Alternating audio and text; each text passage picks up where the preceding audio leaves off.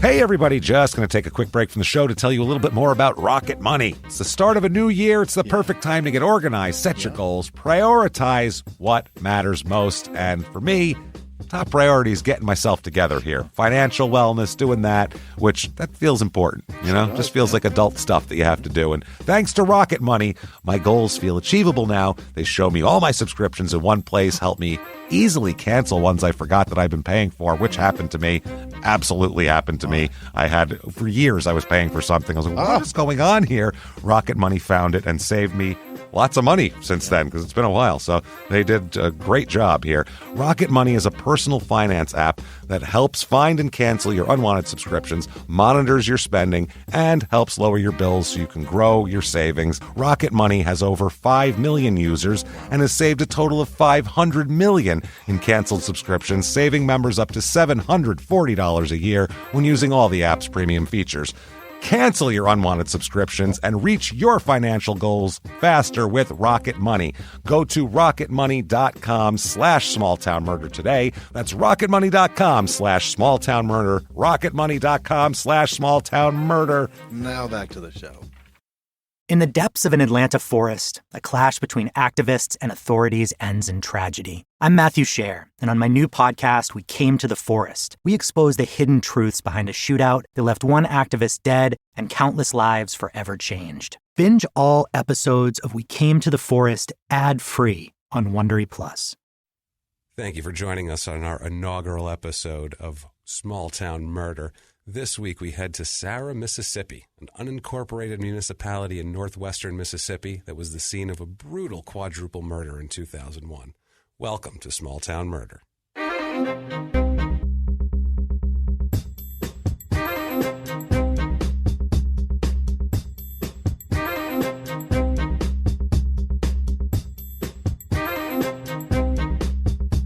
And welcome to Small Town Murder.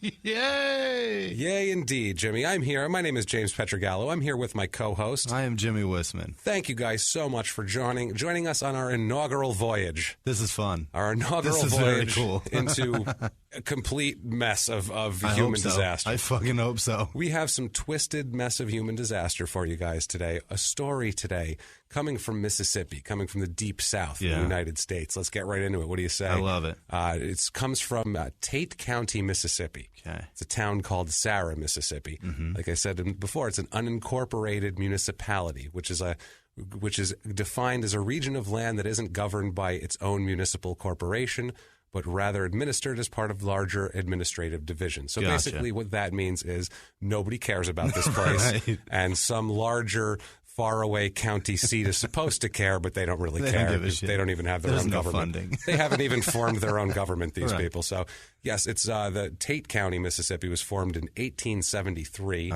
The county. It's in the far northwest portion of Mississippi. This is a humid, swampy. Yeah.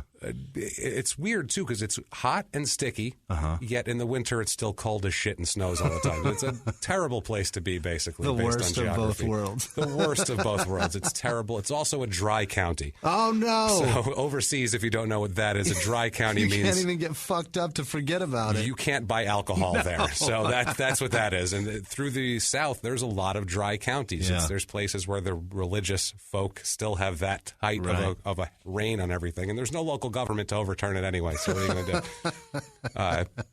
Sarah is a very small town. It does have a post office, though. Oh. It's zip code 38665, elevation 187 feet, so it's pretty close to sea level. It's flat down there. The post office is on Sarah Road in Sarah, so it tells you what a large town this is. And how they've really expanded their horizons on naming shit. Absolutely. Sarah I guarantee Road. you it's named after the founder's daughter. You know it is. There's like Sarah Road and Highway 3. Those are the roads and numbered highways. There's one stoplight if they've got that, and it's powered by a generator because they got no power. That's it, man. That's it. Just somebody has to come pour gasoline in it every once in a while. It's not even crank it. I was going to say it's kerosene probably. Somebody comes out with some kerosene. pours it in. I don't even know where to buy kerosene. That's hysterical. No, they have it down there, though, I have a feeling. Yeah. To give you an idea where this place is, it's 183 miles from Jackson, Mississippi, which is kind of in the center of the state, about 2 hours, 45 minutes. It is very close to Memphis, Tennessee. All right. You just take the 3 north, about 57 miles, and you hit Memphis. So it's less than an hour away from Memphis. Why the fuck are you there then? So, yeah, people are going to they all go to Memphis to party. Oh, I'm sure. Yeah. Population of Sarah is 2,775, which is not a lot. Population density show you how spread out it is. 2,000 people with no car, apparently. Because it's none. only an hour drive north. Yeah, just walk Get the fuck out. Walk it. Yeah. So, get out of there. Yeah. It's not dry up there. Throw your shit on your back and leave. You can get booze. The population density is 43 people per square mile. The average United States population density is 91. Wow. So it's like half as... You have twice the livable space. Twice as rural as the rest of as the national average. A little couple of stats here that I find interesting. 3% more. There's 3% more 0 to 4-year-olds in the national average. Here. So there's more kids than more. Fucking like crazy. Yeah, there's nothing to do. But not many old people, I hear. There's a lot of old people like 60s and 50s. Yeah. In the population breakdown, it lists as over age 85, 0.00%. Wow. So let's say the health care there is probably not great. Let's just say that. 1.85% is the national average. So you're supposed to have about 2% of the elderly, and they don't have any. So they killed them all off. It's ridiculous. Or they just ship them all out. As far as racial breakdown goes, because when we're dealing with the South, that is ever important. And we apologize if you're from the South and you're offended by any of this. Tough shit. You have a history. You're going to have to live up to it now. That's Sorry. great. We're going to talk about everything Are that they happens. like the Eskimos where they just like put them on a piece of land and just shove them off? I think so with the elderly. Yeah, I think they are. Get rid of them. They drive down to the Gulf. You're going to die soon. They take them up to Memphis and they push them off that pyramid they built up there. That's what they do. They just shove them right off. It says the racial breakdown is 89.59% white and 10.41% black. Okay. Now, you may notice something about those two numbers. They don't add to 100. They add exactly to 100. Oh, wait, say that again. 89.59 89. and 10.41. There is nobody else there. 0% anything else. Literally. It says on the thing, quote, 100% non-Hispanic. So just you can't get a burrito within 30 miles. You can't get booze or a burrito anywhere in that county. It's horrible. It's a burrito, but it's made by some guy named Hank. Yes. National average, just to show you how it contrasts here, is 62% white, 12% black, 17% Hispanic is the national average. So they are way askew on that. Way the fuck off. Way off. But the only claim to fame they have is that James Earl Jones was born in Arca Butler in Tate County. Okay. So they have James Earl Jones. Darth somewhere Vader's else. there. Yeah. It's in that county in the middle of nowhere. Right. Some other unincorporated shithole with no booze. Very religious around there, as the United States, the southern portion of the United States is very religious in general, if you're from overseas. Here we have about 60% of the people classifying themselves as religious, as opposed to about a 49% national average. So it's, and the religions down there, They're a little strict. It is about 34% Baptist. Yeah, and Southern Baptist is a motherfucker. These people do not fuck around. No. This is some fire and brimstone, very, very, very authoritarian, preach at you. They don't curse much, and if they're listening to this podcast, they've the already Baptists, turned it off. They've already turned it off, so we cannot offend the Baptists. Right. And if you are a Baptist and you're listening to this, what the fuck are you doing? You're the hypocrite. You aren't a Baptist. Don't tell me, because you don't believe in that shit either. You wouldn't be listening to this. Also, 16.7% Methodist. These are well above the national average for these two religions. 0.0% Jewish. Surprising. Jews do not like northwestern Mississippi. Mississippi. Also, 0.0% Muslim. So that tells you right there what we're dealing with. Yeah. We are. It gives very you an idea. Close-minded people. Absolutely. There's some tornadoes hit around there, including an F4 that hit December 23rd, 2015, a few miles away in Tyro. I remember that one. It destroyed a trailer and the kerosene generator that operates the light, and then that was it because there's nobody else there. So nobody cared. They barely noticed. We'll put it that way. Was there a trailer there yesterday? It was windy last night. Was there a trailer there? I don't know. Never mind. Whatever. Sorry if we're offending with the southern accents, but I'm going to keep it to a minimum with this because everything will be said in that otherwise as we get into the crime part of this, the murder part of this. The cost of living there. not very expensive. I would guess free. Yeah. The general cost of living is 10% less than the national average, but the housing is about 40% less than the national average. Wow. You can get it. Let's do a new segment here on Small Town Murder. A new segment, number 1, the Sarah, Mississippi Housing Report. In case you're looking for a home, you're perusing for a new place to live, and you're like, where am I going to move? I know, Sarah, Mississippi. I don't want to drink. Well, and I'm feeling Baptist, and I don't want any booze, so you can move there. You can get a 3-bedroom, 2-bathroom house, 1,506 square feet. It's a good-sized house, $120,000. Wow. Sarah, that is cheap. I don't know where you live in the rest of the country, in the rest of the world, but in Phoenix, that would be a cheap home. Yeah. I know where we live. You can get, this house is beautiful, too. I saw the picture of it here. A 4-bedroom, 5-bath, 3,500 square foot house. Wow. It's brick. It's beautiful. The landscaping, picturesque. 4-bed, 5-bath? Yeah, that's bizarre. That's what rich people do. Yeah. That's true. Whenever you see like really crazy houses, you're like, that's beautiful. It's always like 5-bedroom, 8-bathroom because every bedroom has a bathroom, and then they have there's halls extra ones around. Yeah, so that's what they do. It's $350,000 for this house. Wow, that would be that's a mansion. Yeah, that'd be $1 million. That's here. Crazy. Or you can get a little house if you're 2-bedroom, 2-bath. 1,250 square foot house for only $63,000. Holy shit. And it is down the scariest driveway I've ever seen in my life. It looks like, have you ever seen Evil Dead?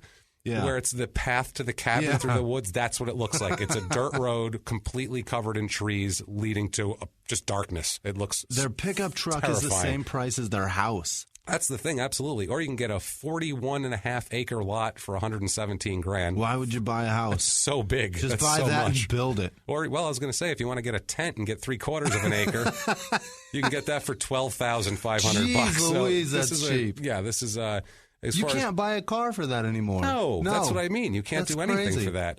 Education in this whole thing here, they spend a little bit more than half the money per student as the national average. A little less than half? A little less than half per student. Not great. 79%. They don't want them getting smart and moving out. They need the tax money. They need something. Well, shit, they're not going to be working. Well, he's going to fill the kerosene tank, and then we're going to put back into the coffers. The other one, his best friend's going to change the bulbs on the traffic light when they go out. So 79% only are high school. There's the high school graduation rate there. That's about 87% is the national average. So not great. 4-year. This is insane here. Okay, the 4-year college graduates. 4.71 there. National average is 29.2. 4% go 4 years in college. National average is 29%. So that they shows don't like you being talked down to down there. So they don't like. And this isn't just the general South, because there's cool places in the South. Like there's a lot of cool places in the South, even smaller places that are cool in the South. But this is not one of them. This is a place that you would not want to be. Down shithole. Like. Yeah, it's the epitome of it. This is a place where, a singer moved out of and then tells stories about how their dad beat them when he was an alcoholic when they were young and stuff like that. 1.26% have a master's degree. So wow. It's interesting. Now, they do have one decent high school here. It's called Strayhorn High School. Real quickly. Yeah. The population was a little over 2,000. Yes. 1% of that is 20 people? That's what I mean. That's it's crazy. Like 20 people. 20 people in that whole town have a master's. They meet once a month for lunch, but not a drink. No, because they can't have no drinking. Their Strayhorn High School on 86 Mustang Drive in Sarah here earned a bronze medal rating, actually, in the national school ratings here. There is 20 full-time teachers there, so it's a small school. They have a 22-to-1 student-to-teacher ratio, which is pretty small. They have 68% of the students are economically disadvantaged that go to the school, so that tells you a lot. It's a lot of free lunches. Yeah, it's a lot. 82% white in this school. It's a very white school. The rest is black and 0.5% Asian. What? There's one kid. Where's that guy at? He's just one kid sitting there. And he's like, lost. I feel super at. No, his family owns the restaurant in town. He's like, my family owns Cheng Wong's down there that everybody goes to every Friday. My dad owns the buffet. He's like, fuck me. They all just make fun of me. How did we wind up here? This school has an 84% graduation rate, so it's better than the average of this county here. 10% higher proficiency there also, but there's racial issues, as there always is in Mississippi. Apparently, they have kind of started to resegregate schools now. What? Whereas they struck down Civil Rights Act portions of the Civil Rights Act in the Supreme Court over here in the United States, and that included certain education provisions where you don't have to provide equal things for equal whatever. That's so bullshit. What they end up doing is reverting back to what they're doing, whereas the black kids in the poor schools, they let them go to shit, and then the white kids in the nice schools, that's where they get the nice stuff. That's where they get the nice stuff, basically. So it's one of these. A parent from there said, quote, "That movie, Mississippi Burning, we joke around about how Mississippi's still burning and the match was lit in Tate County." 'Cause that's where we're coming from here. About 2 minutes ago, I almost referenced Mississippi Burning, and that's so hysterical. Yeah, they had separate proms there. It's there's documentaries about separate proms down south. Proms. It's happening. Yeah, they have the whites got their own prom at the elementary school. Wow. The black kids weren't involved with. Yeah. They had separate black homecoming queen, white homecoming queen. Wow. Like everything in the school that they have a black version and a white version, which I feel like is exactly the opposite of what we're going for here. The black schools are performing way worse. They have less teachers, worse facilities, not great at all. I hope the white school for their for their Christmas concert do like the Wizard of Oz, and then the black school does the Wiz. That would be amazing. That'd be amazing. I bet the black version would be way better too. Even though they have a way shittier story because the Wiz is terrible, they'd be better performers. I feel like than a bunch of white kids. They had some problems on Martin Luther King Day, January in 2015. Of course they did. A bunch of flyers went into driveways all around Tate County, and they had the KKK logo on it, and they were calling Martin Luther King a communist pervert. It said, quote, "On Martin Luther King Day, you are celebrating a communist pervert." So I'm like, all right, it's a friendly town down there. Sounds super friendly. Holy shit. It's insane. Violent crime down there. Violent crime is higher than the national average by a good chunk. Real quick, why is the KKK? I want to research that. Why do they call him a communist pervert? What are their facts that support that shit? Well, there's a certain portion of people on the right wing, and and I won't even say regular, probably not anybody listening. Probably extremist nutbags that basically Sessions. They think public schools are communist. Everything's communist. Really? Paved roads are communist. Because we make them with your tax money? We collectively put into it. It's like, I want to pay for my own road. Go for it. Drive on dirt, dickhead. Yeah, that's what I mean. And then come back to the paved road and talk about how nice it is. That might be taking it to the extreme a bit with your, I get in America we have a real, stick to it and we're going to make it on my own type of thing, but that's a little extreme, I think. That's crazy. Communist pervert, but whatever. I don't know his perversions. He might have been a pervert. I have no idea, but I'm pretty sure he wasn't a communist. I'll call him a fucking hero. I don't care. Yeah, exactly. That too. There's a lot of people that are perverts. That's not an insult to Martin Luther King. Whatever he does behind closed doors was his fucking business. I don't really care, to be honest with you. I can't argue that point, is what I'm getting at. Another breakdown here is they are 51.75% of the people are married in Sarah County. It's weird. 6.12% are married but separated, which is like 3 times the national average. Really? There's people just too lazy to get a fucking divorce down there, or they can't afford it. Yeah, that's probably more. That's the other thing here. And like I said, violent crime is higher down there than the national average by far. Yeah, because it's poor. I think that's it here. And how they deal with violent crime is different than a lot of other places in the world, and even places in the U.S. We'll get into the executions and how they work it down there in Mississippi. Mississippi joined the Union in 1817. Against their fucking... Yeah, they got out again in the 1860s and then rejoined again. Right. So they've been in and out a couple of times here. Since their inception, they've been executing people immediately because it's the South and that's what they do. They used to do it by hanging, obviously. Sure. They hung people until 1940 when they started using the electric chair. 1940, they were still hanging people. Absolutely. Wow. Shit, they're probably still hanging people now, just not in an official capacity, if you know what I mean. Yeah. 1940, they started using the electric chair. Between 1940 and 1952, 75 prisoners died in the electric chair. So they got it cranking. Yeah. The guy with the kerosene was out there every 5 minutes Old pouring Sparky's it in. Like, come on, let's go. Bet. It was an old oak electric chair. It was crazy. Run by a generator, no doubt. That's what I mean. The kerosene man. He's a busy man. He has a lot of shit to do. All the tax money collected in that county is from him. 1954, the gas chamber was introduced. 1954? Installed, yes, 1954. It was used until 1989, the gas chamber. They only executed 35 people in the gas chamber. No, they slowed it down. They're like, this takes a little longer. Well, there was a big backlash against... They couldn't afford the gas. Yeah, that's probably what it was, too. They were like, we can't. That shit's They shut expensive. it off. Yeah. They missed a couple of bills. Yeah. They shut it off. They now switched to They could have just run it on the generator's fumes. Yeah, definitely. Definitely. Just pipe that shit in there. Just go. It's fine. Yeah, get the traffic light, hook it up, and we can just kill a guy with that. Get the hose going. That's surprised they didn't just back up their El Camino.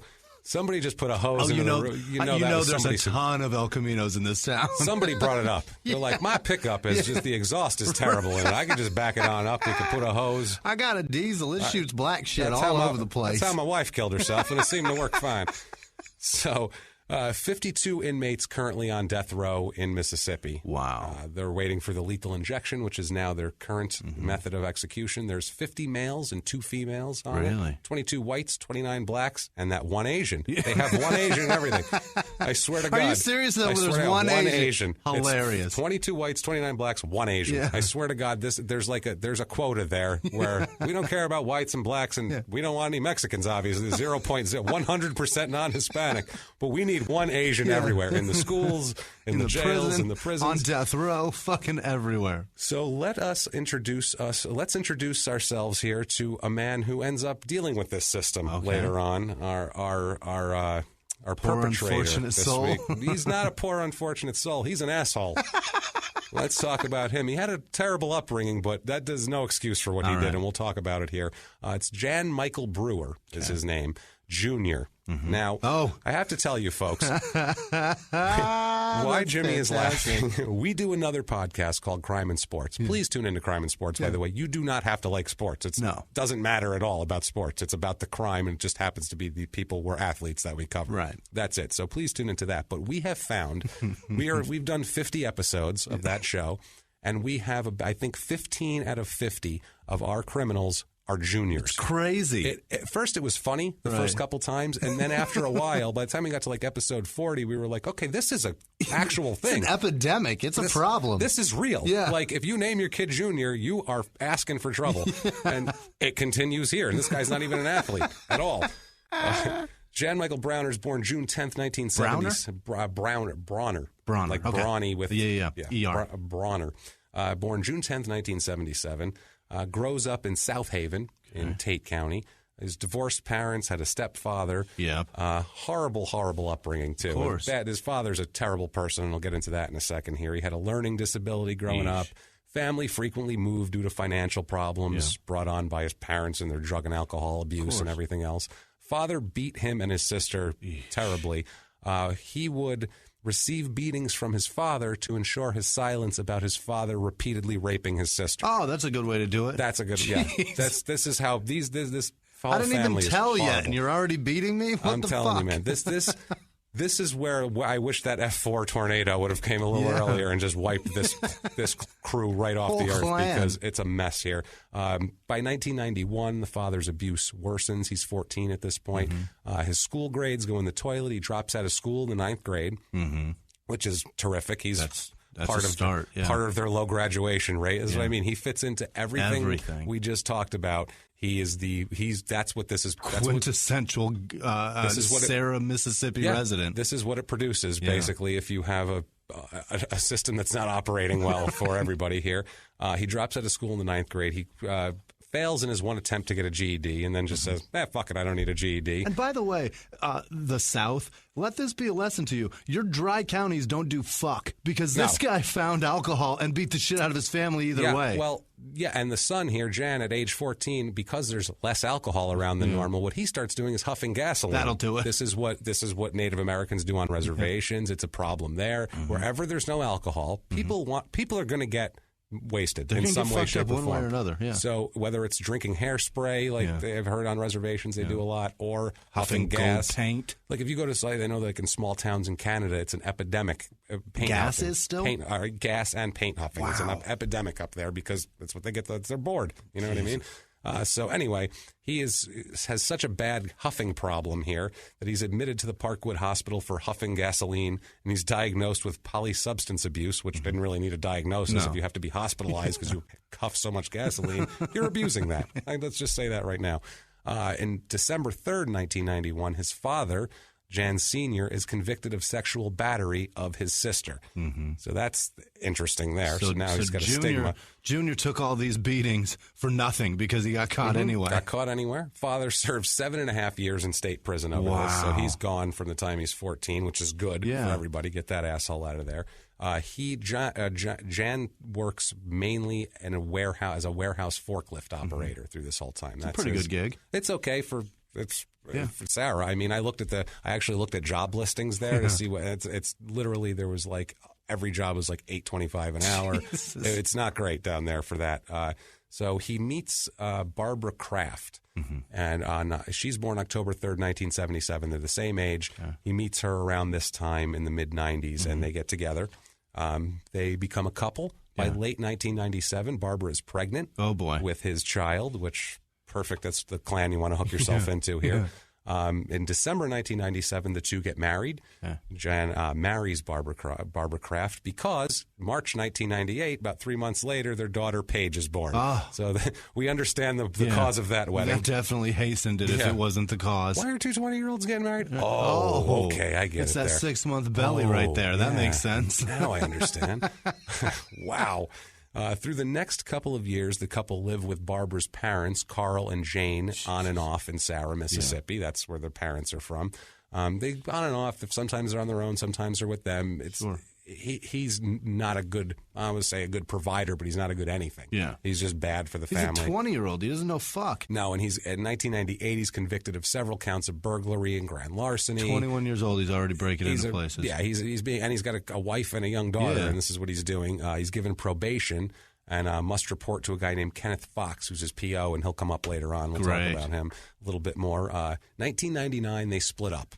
A shocker. 22-year-old with a 2-year-old, and don't see that one coming from a mile away. And he's a burglar, and he's on parole or probation. He's stay with him. That's not going to stay together long. And I'm sure he's still huffing gasoline on the side, too. In the year 2000, Jan meets June Filyaw. That's his future girlfriend. Through a local... It's a very southern name, June. June Filyaw. Yeah, it does. Filyaw. Is her middle name Beauregard? It probably should be. Beauregard. I like that. I like that a lot. Or Devereaux or something like Blanche. Some almost French bullshit that makes him sound fucking hoity-toity. Louisiana's pretty close by. Why not? You sound very hoity-toity in that fucking Little House on the Prairie dress. What are you doing? Jesus. Fancy. These two meet through a local radio station's Dateline. So this is the time we're dealing 2000. There's no Tinder. There's no way to meet anybody. Like you literally call a radio station where someone else called a radio station. You're like, is there a girl there? Yeah, okay. Hi. Is there a girl? That's literally what it is. Are you a girl? Okay. And then you talk to them. It's the weirdest thing. So I'd never heard of anyone actually meeting on this sort of thing. So this is interesting. They soon move into an apartment together because they're white trash. They have to move in immediately. It's in South Haven, which is where he is kind of born and bred. Right. Barbara and Paige, his wife and his ex-wife now, and his daughter are staying with Carl and June, her parents, and Sarah at this point. She's going to stay with them. Whatever. It's a support system for the child and everything else. The year 2000, Jan is in several car accidents. I don't know what the hell he's doing. I don't know why he can't keep the car on the road, but he's trying to huff the gas from the gas tank at the same time he's driving. He's got a hose too. There's a lot of hoses in this town. He later says that these caused brain damage. These car accidents. No, the huffing the gas caused the brain damage, you dipshit. Or the years of huffing, possibly. I'm not disputing he has brain damage. I'm sure he does, but the cause is definitely up for debate. You didn't graduate high school. You dropped out in 9th grade, man. Let everybody else determine where the brain damage came from. You can drive a forklift high on gasoline, apparently. So, March of 2001, they officially divorced Jan and Barbara. Barbara is awarded full custody of Paige. Thank God. Yeah, exactly. Thank God, although it facilitates something worse. Of course. Barbara moves in with her parents, Carl and Jane Kraft, and Sarah. She's full-time now. She's going to live with them. tells Jan that she doesn't want him around Paige, gets a restraining order against him. Uh-oh. So she's telling him she does not want him around the daughter. You just told a man with point. brain damage that he can't see his daughter. Yeah, and legally filed paperwork God. as such. So he's not going to be happy about this. But I'm glad she did this. You got to protect yourself. It's the best thing to do, but... Who wants this kid or this guy around the kid at this point? March of 2001, he's still living with June Filiaw. They're having financial difficulties at the problem.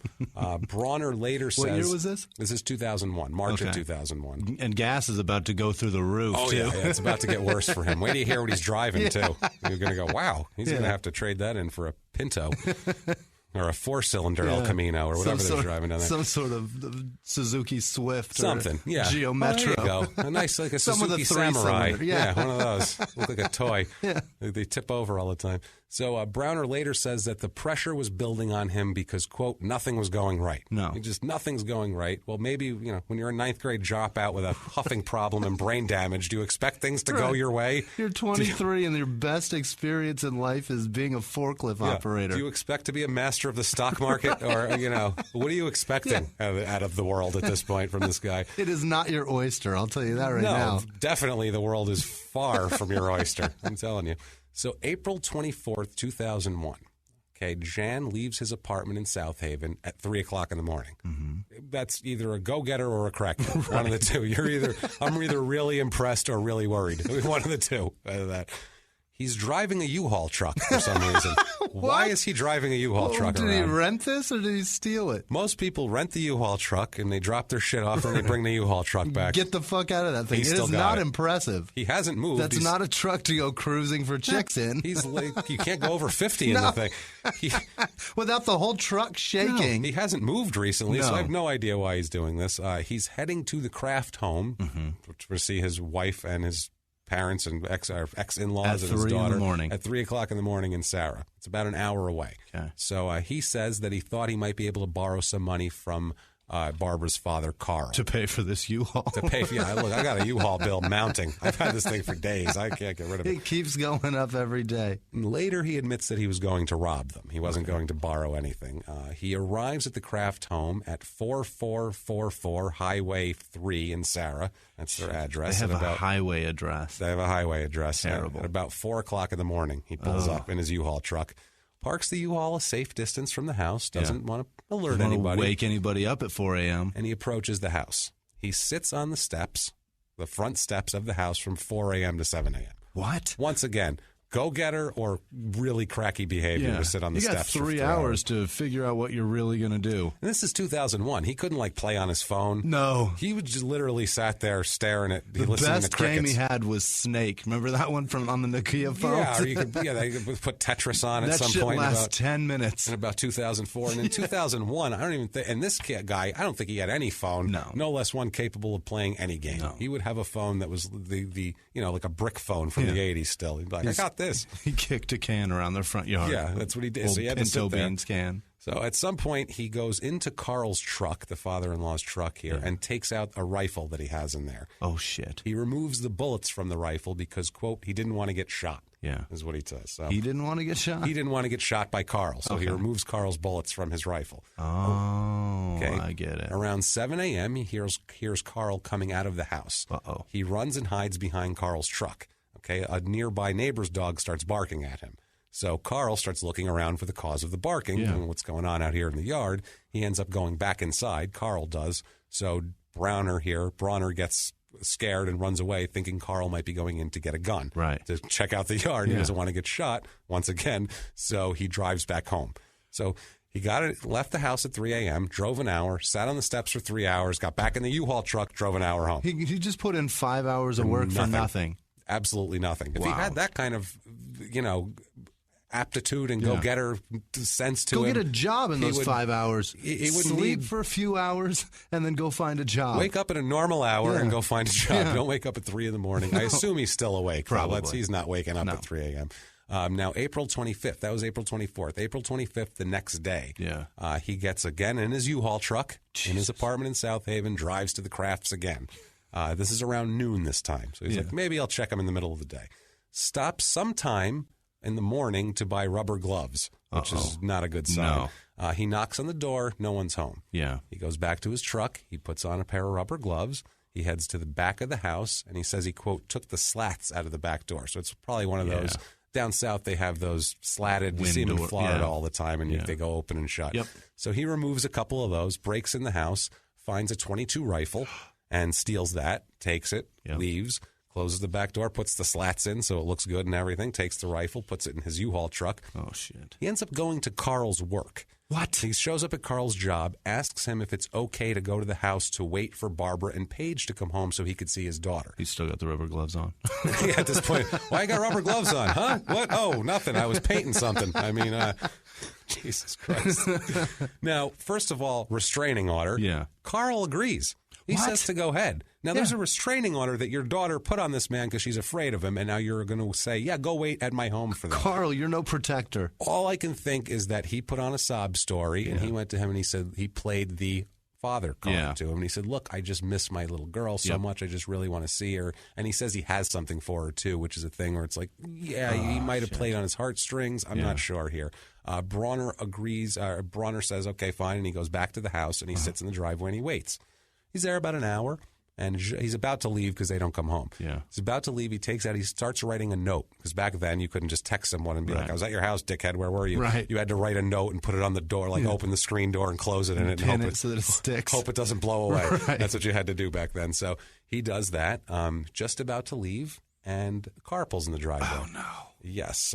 They wish they would have stayed longer You wherever almost they were. made it. As he started... Although, even if they hadn't shown up, shit's going to go down. Shit's going to go down eventually. He's already got 5 hours invested in this, and now at least another 3. Yeah, but he's got rubber gloves now. Yeah. Maybe in the future he wouldn't have the rubber gloves. Now he's got gloves and everything.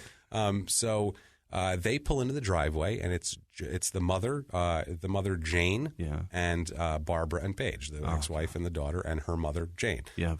Jane immediately asks Bronner if he was there the day before. Yeah. She's like, were you the one here the day before them in the morning? And he says, no, I don't know what you're talking about. Of course not. Lies to her, I'm not gonna obviously. tell you. Yeah, I was stalking your house for 3 hours. I'm a fucking weirdo. I drove for an hour each direction and sat here for 3. Yes, I was here. What? Yeah. Meanwhile, they were probably looking out the window going, why is there a U-Haul truck 2 houses down? You know what I mean? Then he pulls in with a U-Haul truck. It's the same one. It's got a big picture of Alaska on the side. I know that U-Haul truck. I saw it yesterday. So Barbara tells him that he's got to go. He's not supposed to be there. She has a restraining order against him, and she's going to call the cops if he doesn't leave, which She's seems a thinking, reasonable. clear mother. Reasonable, protecting your child, right? Jan says that he has a book for his daughter Paige, and he just wants to give her the book, and he goes back to his truck and he gets a book. It's cheaper to mail it, bro. Yeah, it's an hour away. So they're like, well, whatever. He's here. The daughter's like, Daddy, he's got a book. So what are you going to do? Say no, you can't see your father. And so whatever. They all go into the house. They invite him into the house to give her the book, and I don't know what else. Jane again asks him if he was there the previous day. At this point, Bronner gets irritated. He gets mad at Jane because she asked twice a question that he lied about. Right. So obviously you're going to get angry at someone for that. In the South, you don't ask twice. No, apparently not. He goes to the truck and gets his rifle that he stole earlier, the .22 that he broke into the house and stole. He comes back into the house with the rifle. So now he's got the rifle locked and loaded. Yeah. Barbara asks him, what's that? Which is a dumb question, but I mean, I think she's like, why? Probably more like, why that, I would assume. He says it's your dad's gun. So she's, I think, confused would be the best way to put this. And he tells Barbara at this point, Bronner tells Barbara that he's not going to let her take Paige away from him, which is bad because he's got a gun and he's saying this. Yeah. I don't know what you do to try to reason with a person like this, but I can imagine this is as much. Scary of a situation. And who knows what he's on. I mean, honestly, who knows what he's on? He's got substance problems. Who knows if he's been, huffing gas out in the U-Haul. You have no idea what he's doing. That U-Haul holds a lot of gas. It holds a lot. He's got a whole tank. He's got everything out there. Everything. It's who knows here. He later says that he saw Barbara coming at him, so he shot her. Okay? He shoots Barbara. Jane makes a run for the bedroom. He shoots Jane, too, the mother. Shoots her. He went over to Jane. He said, quote, to put her out of her misery, and shoots the mother-in-law again. Shoots Jane again, Jane Kraft.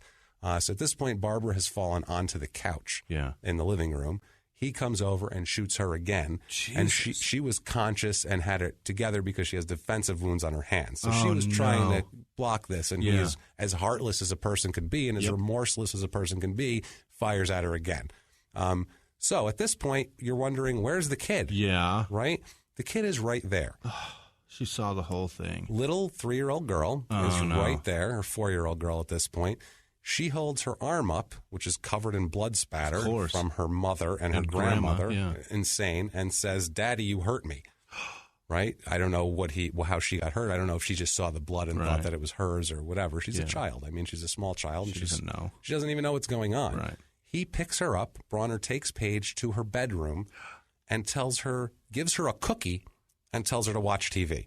Dickhead. That's his response. That's a hell of a way to heal this. Yeah, that's terrific. She's already fucked, sir. Yeah, this complete piece of shit. So then he goes back into the living room, paces around, because, I mean, what do you do at this point? You got 2 dead bodies. I can't even put myself in this scenario of you just killed a couple people and now you're like, oh, shit, what do I do? And you just ruined your daughter's life.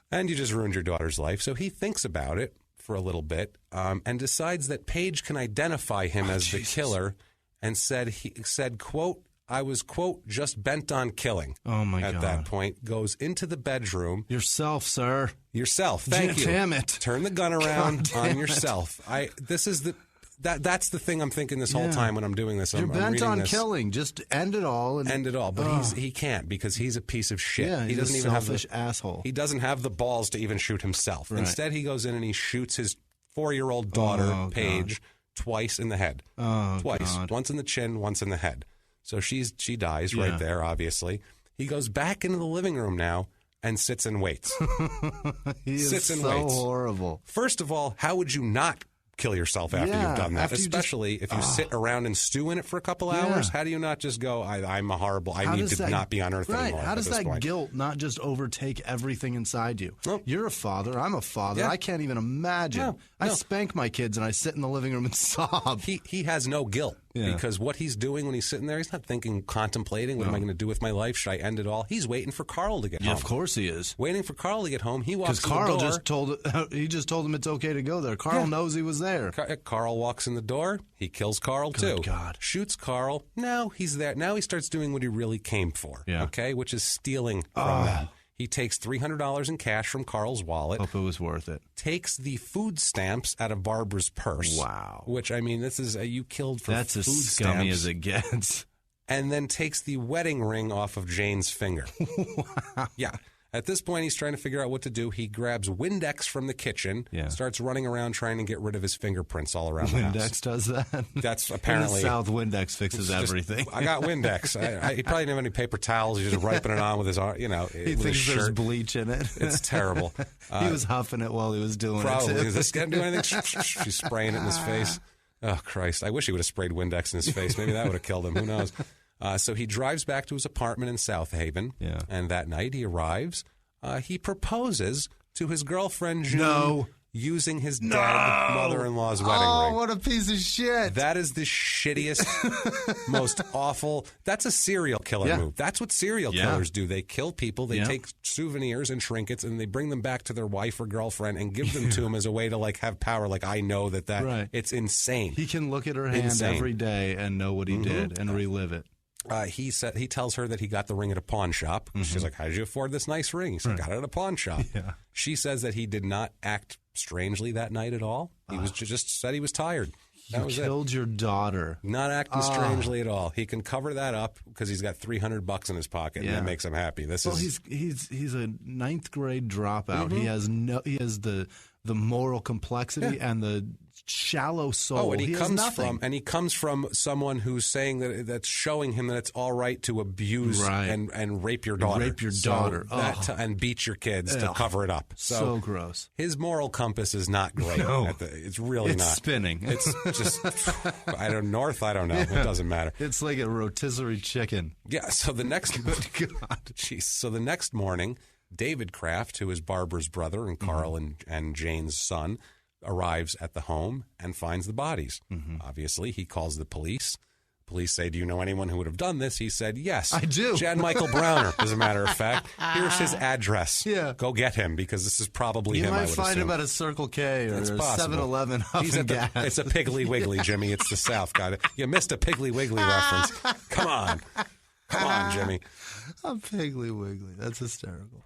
So police arrive at Jan's apartment, and they arrest him, obviously. Yeah. Because he's an idiot. Yeah. And, I'm sure his fingerprint... He's as good enough a suspect as it gets. Something tells me the Windex didn't quite clear away all the physical evidence, I'm going to say, too. He's just sitting there Windex and shit. How long was Somebody he there? hasn't seen Law and Order. Yeah, that's the other thing. It doesn't broadcast there. Dumb. That's why. Yeah, the antenna doesn't pick that up. My antenna doesn't get USA. So, Or TNT. No, so the police search the U-Haul that he had. How fucking long does he have this U-Haul for? Still has the U-Haul. Still didn't return it. It's the next day. So at least 3 days we know of he's had this U-Haul for. And they find the 22 rifle that he used to murder them that belongs to Carl. He's so stupid to do what he did in the first place, and he doesn't even get rid of the gun. And he is literally driving home from this through an hour of rural wilderness. At any point, he could have pulled over and threw that thing into the woods 100 feet, and no one would have gone ever forever. Covered in moss and shit, eaten by moccasins, water moccasins in 3 seconds. Done. I was going to say, eaten by moccasins. Gone. Those are shoes, James. Yes, water moccasins I'm going for. Whatever the hell they have down there. They have poisonous snakes down there. Everything's a swamp. Guns. Just throw it. It'll sink. Who cares? So he admits to the shootings when they arrest him. Really? He admits to the shootings. He doesn't have the moral, he doesn't have the brain power to even make up an excuse. Right. That's the thing. He's an idiot. They're like, we got 4 dead bodies and we think you did it. And he's like, yeah, I did. Yeah. Absolutely. That's totally it. He did. gets him in. He gives kind of a half-assed statement there. He says he shot them, whatever. They take him in. A couple months later in July, he meets... I just see him like congratulate, because he's so dumb.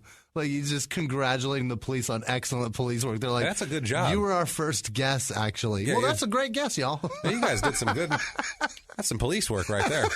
We just asked one guy, and he was like, yeah, totally you. And then we went and you had the murder weapon in your U-Haul. So. And then you said, yes, I shot them. Not to mention, if you're going to go murder people, pick a less conspicuous vehicle than a giant box truck with a huge portrait of a state on the side of it. Like, that's pretty identifiable as much as they come. Now, in July 2001, he meets with Kenneth Fox, his old parole officer that we talked about, a probation officer, and he tells Fox that he's probably going to get the death penalty, and he's worried about the lethal injection drugs making him unable to donate organs. This is his concern. Right. For some reason. I don't know. Jan is worrying about this? Bronner is very concerned. He really wants to donate his organs. He writes a letter. Now, this is also writing a letter putting his guilt in writing again, because the parole officer said, well, write a letter. Write anything And so you he want. said, sure. So the parole officer, Kenneth Fox here, ended up giving this over to the police, obviously. He reluctant. He was just like, I'm sorry, read this. Just read it. I know you have plenty of evidence, but you might want more. I don't know. So he writes a letter asking for death and that he requests that he be killed while donating his heart. Is he 6 years old? Does he know how things work in the world? Like, they're going to go, just take him in and rip his heart out of his live body. I don't think doctors are allowed to do that, okay? So he missed that, too. Can you? So that's 2 shows he's never seen is ER and Law and Order. He missed that. He is a dummy. He missed everything NBC had to offer in the 90s. He just had didn't care at all. He doesn't even know who George Clooney is. Never saw him in his life. Like, I don't know, man. I have no clue. You mean? Holy shit. So September 18th, 2001, Bronner meets with a law clerk and rejects. The law clerk says you should plead guilty and they'll give you life in prison instead of the death penalty. And he rejects that, saying that he wants the death penalty because he can't sit in there his whole life, He said he won't do it. He writes a letter stating, quote, I did say I do not want to plead guilty in exchange for a life sentence. I will take what the jury says and nothing less. Wow. So he says, I'm going to go to trial, admitting the whole thing, and get whatever the jury gives me. Yeah. He continually says, I want to die. Please kill me. I deserve it. Continually. In writing, in court, continually. Okay. That's going to come back, so we'll hit that note.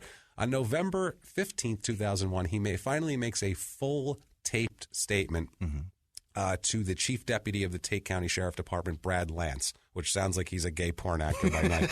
Brad Lance. Largest cock in the South. Brad Lance, Tate County's largest steel man.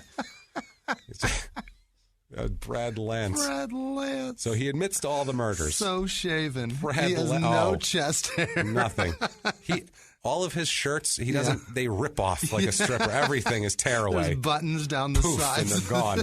Everything, and he can be in his Speedo in half a second flat whenever it calls for it. You never know. Oh, that's hysterical. So anyway, he admits all of the murders to this gay porn actor.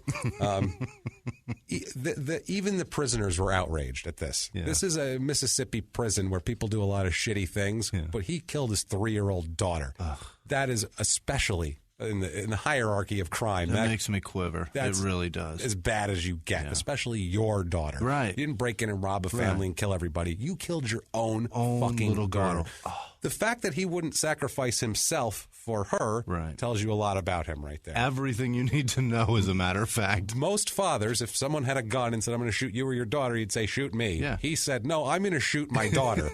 Insane. He told the guy, give me that gun and I'll shoot her for you. I'll take care of that. That's fine. No, you've had a long day. You've had a long day. You look so tired. You look beat. I'm going to take care of that piece of shit.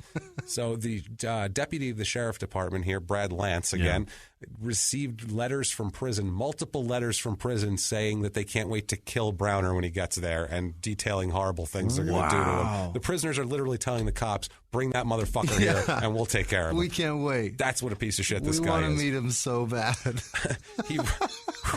He writes a letter to his lawyer. This Walker guy is his lawyer. Walker's his last name. And he says, quote, I am guilty of a crime and I need to be put to death, ! Jesus. So, I mean, he is clear. He's not, he's unequivocal about this. Then he tries to claim insanity at the trial out of nowhere. That's his first thing. He had a second thought. I don't know if that was his attorney saying, trust me, we just have to. Or maybe I think you're crazy. You might not think you are.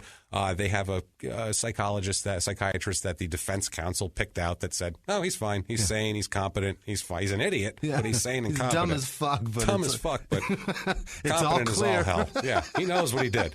He says he knows what he did, and he does. Now, Browner's lawyer here, Walker again, asks Jan if he wants him to put on, this is during the trial, he says, do you want me to put on a mitigation case?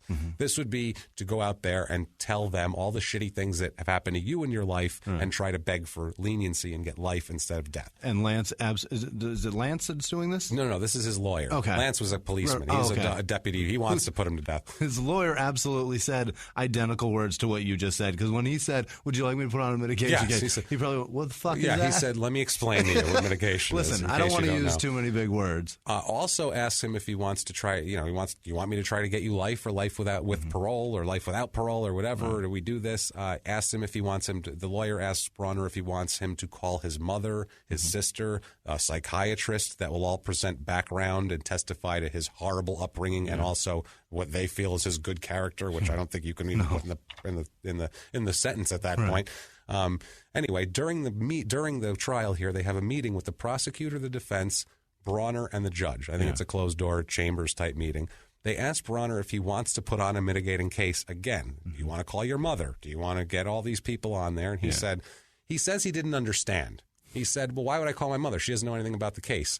But it's in these documents. It is explained to him a million times why you would call your mother, not for guilt or innocence, but to mitigate your guilt. Right. He was like, I thought you'd do that later. Like he didn't have any. He was just but he knew. Right. He was just. I don't know if he was blowing it off. Right. Like I have no idea. He's a slacker. Trying to claim insanity still, that he doesn't know what he's doing. He instead says, quote, as far as life, I don't feel that I deserve a life to live. So that's pretty clear at that point. He's got two people in agreement right here. Yeah, exactly. Go ahead, buddy. Yeah, I'm volunteer. That might be the smartest thing he said. I'll pour the kerosene in. Okay, I got it. No problem with this. And I'm not a big death penalty guy because they fuck it up a lot. Yeah, and I feel like.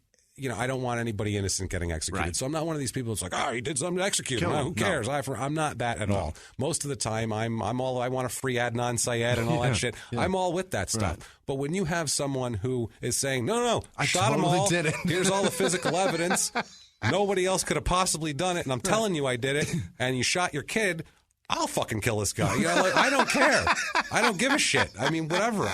Give me the 22. I don't care at this point. Beautiful. Fuck this guy. Yeah. I mean, he's an asshole. You kill a kid, that's it. I don't even your wife or adults and all that, that's all horrible and you should go to prison forever, but that's at least an adult disagreement that went a certain way because you're crazy. Right. This is a child that has nothing to do with anything. Unforgivable. So he says that. They ask him if he understands what he's doing. He says, yes, I understand what I'm doing. The jury returns death penalty on all 4 counts. Right. Yay, that's for this guy. Absolutely. He's convicted of April 11th, 2002, all 4 counts of capital murder and sentenced to death on all 4 counts. Does Lance at least get to fuck him to death? That would be the perfect thing. Brad Lance just bursts into his cell and rips away his clothes. I'm here to lance you. I'm here to lance you. You're going to be lanced. This is going all over the internet, too, buddy. This is going to hurt. This is buckle up. I'm going to stab you in the heart through your rectum. Now, so he has to appeal, obviously, because of the death penalty case. Right. There's appeals that need to be exhausted. Bronner argues that there were less gruesome and, quote, less inflammatory photos that could have been shown to the jury. Said the ones you showed him were terrible. There was ones where they didn't look nearly as much like they had holes in their fucking head that I caused. Who cares irrelevant. what picture it is? Irrelevant. It's a picture of a dead child. Right. Period. I don't give a shit. You showed both holes. I only wanted him to see one. Also, this is ballsy here and a move that makes me want to punch him in the fucking throat here. Also argued that the underlying charge of child abuse, because it's the death penalty is murder and commission of another felony. Yeah. They're saying that the other felony, the other 3 were robbery. Yeah. And with this one, they're saying the other felony is child abuse. Yeah. So they're saying it's child abuse and then he killed her. His argument is that either gunshot would have killed her. So it wasn't like he abused her and then killed her. How about yes, you did because you shot her mother in front of her. That's as abuse as it gets. Thank you. Exactly. There was plenty there. You ruined that kid already. Yes. So they also argued that the murder of the daughter, Paige, should be severed from the other cases because of that. The state argues that all the murders occurred at the same location as part of the same act. It would be impossible to sever the killings, especially because the killings were part of a scheme to rob Carl and eliminate the witnesses. And take some food stamps. Which what your a daughter, piece of shit. Food stamps. Jesus. Food stamps he's and taken. Then engage. Unbelievable. A wedding ring that he fucking that can't be traced to back. That's not something that's in pictures for the last 30 years. Yeah. I mean, come on, man. Think for 2 seconds. It's Sarah, Mississippi. God damn it, in your gas-addled brain. Carl has an insurance policy on that fucking ring. Yeah, I guarantee it. Absolutely. If it cost him more than $20, he's insuring it. You know it, man.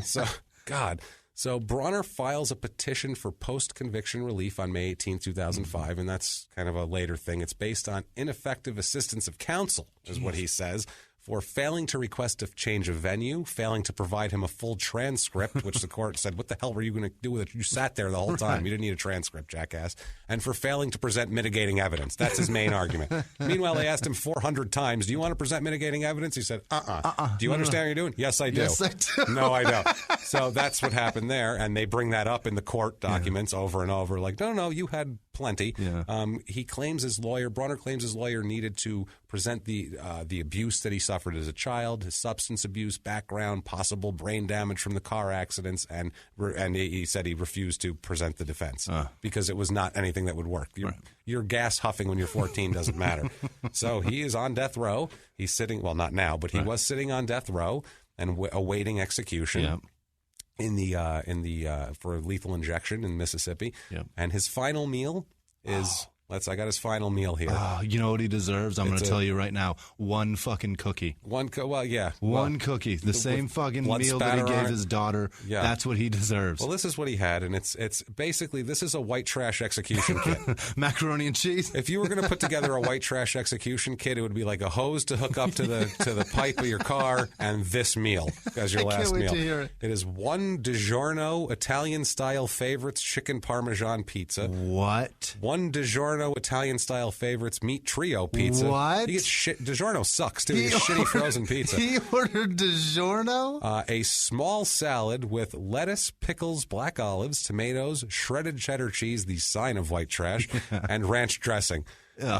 Small bottle of Tabasco sauce, half a gallon of brewed sweet tea, 1 pint of Breyer's Blast Reese's Peanut Butter Cup ice cream. And he ate everything but some of the salad. Of course, he left the green thing behind. That is a white trash and none execution of it gets kit. time to digest. I hope somebody in another cell screamed, "Was that delivery?" And he's like, "No, man, it's DiGiorno."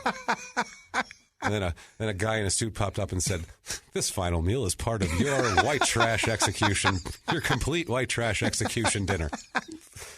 Unbelievable. 2 DiGiornos. What a fucking idiot. He refuses a shower. Yeah. It says 3 hours before. He refuses a shower. What's the point? Asked for a sedative. Got a diazepam for 5 milligrams of that. They give him a sedative, I guess, so he won't freak out, and you have to pin him down to the thing anyway. He makes 4 phone calls. He's going to need that diazepam as that shit's digesting through him and running through his veins. He's going to shit his pants. That's the thing. He's like, well... Fuck it. I'm not going to be here when this settles later, this DiGiorno. Yeah, it would mess me up, but I'm not going to be here anyway. Explodes. He makes 4 phone calls to attorney Lou Lynn Williams. Has no family visit him whatsoever, so that says a lot there. Yeah. 2 attorneys came for 25 minutes to visit him, and 2 spiritual advisors, a priest or a pastor or whatever, came for 45 minutes. To pray over his DiGiorno. Yeah. On his visitation list, he had 1 friend.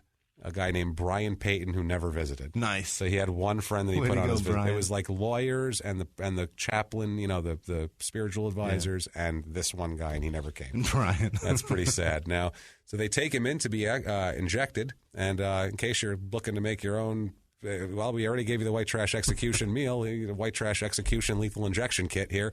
It's the cocktail is a pentobarbital, 2 GM. I don't know what the grams are. I don't know what that is exactly. That's the anesthetic. You got normal saline, 10 to 15 cc's. I've always wondered what was in the lethal injection mix. Pavulon, which is 50 milligrams per 50 cc's. Jeez. And potassium chloride, which I think is that's the one. That's the one there. That's the one. That is 50 milliquiv per 50 cc's. I don't know what that is, but if you're a home chemist and you're looking to make an execution kit, get your DiGiorno, your ranch dressing, your cheddar cheese, and potassium chloride. So, on June 12th, 2012, he's put to death by lethal injection in the Mississippi Penitentiary in Parchman, pronounced dead at 6:18 p.m. at 34 years old. His last words were, and it's funny, too, because he wrote a bunch of letters, and I had all the shit, and I'm like, I'm not fucking fuck this guy. No. This is about the kid he killed and the family. Fuck him. Yeah. So the only thing I'm going to say is his last words, because it was toward the family, so that's fine. Its last words are, quote, "I can't bring anything back. I can't change what I've done. Maybe this will bring you a little peace." And that was it. And the only person there from the Crafts was David Kraft. He's the brother who found the bodies and tipped the police off to him. And that's that. He may as well have said, "David, may this bring you peace," because nobody else was there to give a fuck about you. He's dead and gone, and no one gives a shit. Yay! Fuck him. Yeah. So, I mean, run hell, fuckface. It's so sad, too, because the daughter would have been 20 this year. She would have been 20 in March, and instead, not 20 in March. But at least he's dead, too, so fuck this guy. There you go.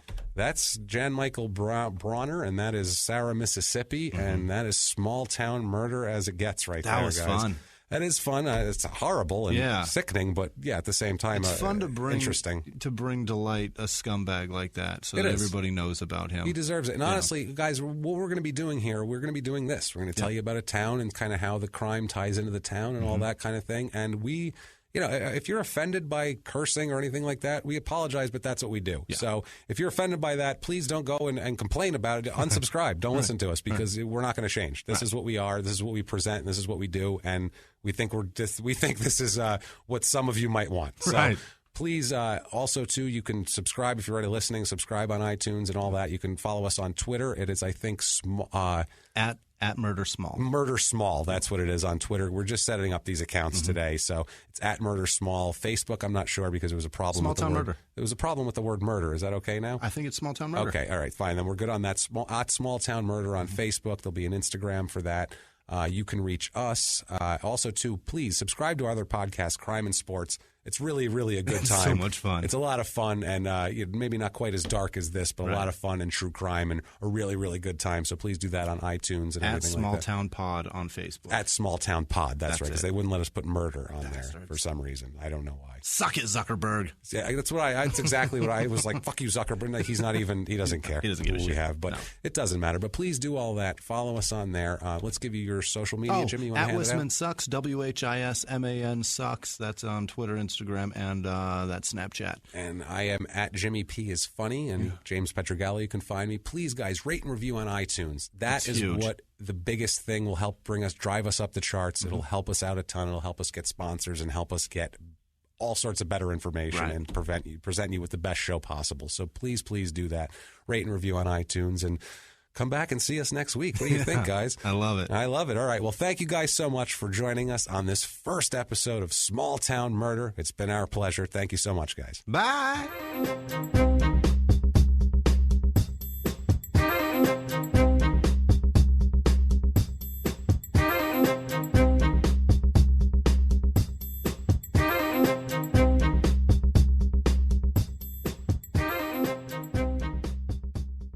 If you like Small Town Murder, you can listen early and ad-free now by joining Wondery Plus in the Wondery app or on Apple Podcasts. Prime members can listen early and ad-free on Amazon Music. Before you go, tell us about yourself by filling out a short survey at Wondery.com/survey. A few miles from the glass spires of Midtown Atlanta lies the South River Forest. In 2021 and 2022, the woods became a home to activists from all over the country who gathered to stop the nearby construction of a massive new police training facility, nicknamed Cop City. At approximately 9 o'clock this morning, as law enforcement was moving through various sectors of the property, an individual, without warning, shot a Georgia State Patrol trooper. This is We Came to the Forest, a story about resistance. The abolitionist mission isn't done until every prison is empty and shut down. Love and fellowship. It was probably the happiest I've ever been in my life. And the lengths we'll go to protect the things we hold closest to our hearts. Follow We Came to the Forest on the Wondery app or wherever you get your podcasts. You can binge all episodes of We Came to the Forest early and ad-free right now by joining Wondery Plus.